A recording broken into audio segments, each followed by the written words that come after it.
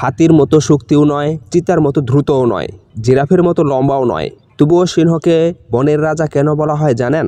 সিংহকে জঙ্গলের রাজা বলার পিছনে কোনো বৈজ্ঞানিক কারণ আছে কি, নাকি এটি কেবল এক ধরনের উপমা যা তাকে দেওয়া হয় তার চেহারা, মনোভাব এবং খাদ্য শ্রেণীর শীর্ষে থাকার কারণে? জঙ্গলের রাজার কথা উঠলেই প্রথমে যে নামটি আসে তা হলো সিংহের। ছোটবেলা থেকেই আমাদের শেখানো হয়েছে সিংহই জঙ্গলের রাজা।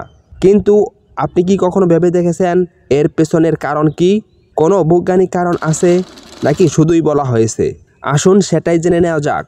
রাজা হয়ে ওঠার জন্য যে বিষয়টা সিংহকে সবচেয়ে এগিয়ে রেখেছে সেটা হলো তার চেহারা। কথায় আছে আগে দর্শনদারি তারপর গুণ বিচারি। কথাটা এক্ষেত্রে একদম ফলে যায়। সিংহের কোমর পর্যন্ত বিস্তৃত কেশর যেন বারবার তার রাজকীয়তার জানান দেয়। নিঃসন্দেহে কোমর পর্যন্ত বিস্তৃত কেশরের কারণে জঙ্গলের যে কোনো প্রাণীর থেকে সিংহের চেহারা সবচেয়ে বেশি রাজকীয়। সেই সাথে সিংহের ভয়ডরবিহীন চাহনি ও চলাফেরা নিঃসন্দেহে একটি রাজকীয় বৈশিষ্ট্য। এছাড়াও এদের গর্জন জঙ্গলের অন্য যে কোনো প্রাণীর থেকে এদেরকে আলাদা করেছে। একটি সিংহের গর্জন প্রায় 8 কিলোমিটার দূর থেকেও শোনা যায়। গর্জনের মাধ্যমে সিংহরা অন্যদেরকে নিজেদের সীমানা জানিয়ে থাকে। তাই রাজকীয় গর্জন কিংবা হুঙ্কার সিংহের পশুরাজ হয়ে ওঠার পেছনে বেশ গুরুত্বপূর্ণ ভূমিকা রেখেছে। তবে এগুলো ছাড়াও সিংহের রাজা হয়ে ওঠার পেছনে সবচেয়ে বড় অবদান এদের পারিবারিক তন্ত্র। এরা অতিশয় সামাজিক প্রাণী। অন্যান্য বিড়াল প্রজাতির থেকে এরা বেশ আলাদা। এরা দল বেঁধে বসবাস করে। সিংহের একটি দলকে বলা হয় প্রাইড। একটি প্রাইডে প্রায় 30টির মতো সিংহ থাকে, যার মধ্যে 3 থেকে 4টি পুরুষ সিংহ, 10 থেকে 15টি স্ত্রী সিংহ এবং বাকি সব শাবক সিংহ।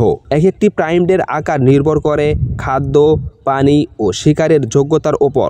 শিকার ও পানি বেশি হলে দলের আকার বড় হয়, শিকার কম হলে দলের আকারও ছোট রাখতে হয়। একজন রাজার যেমন নির্দিষ্ট রাজ্য থাকে, তেমনি একটি প্রাইডেরও নির্দিষ্ট এলাকা বা টেরিটরি থাকে। এর টেরিটরি প্রায় 100 বর্গ মাইল পর্যন্ত বিস্তৃত থাকে। প্রাইডের পুরুষ সিংহরা এই টেরিটরি রক্ষার কাজ করে থাকে। অন্য কোনো সিংহের দল যাতে তাদের সীমানা ঢুকতে না পারে সেই কাজ করে থাকে পুরুষ সিংহেরা। পুরুষ সিংহের শাবকরা একটি নির্দিষ্ট সময় পর তার বাবার এলাকা ত্যাগ করে একটি নতুন টেরিটরিতে আক্রমণ চালিয়ে নিজেদের নতুন সীমানা প্রতিষ্ঠা করতে হয়। প্রাচীনকাল থেকে রাজকীয় প্রতীক হিসেবে সিংহের উপস্থিতি লক্ষণীয়।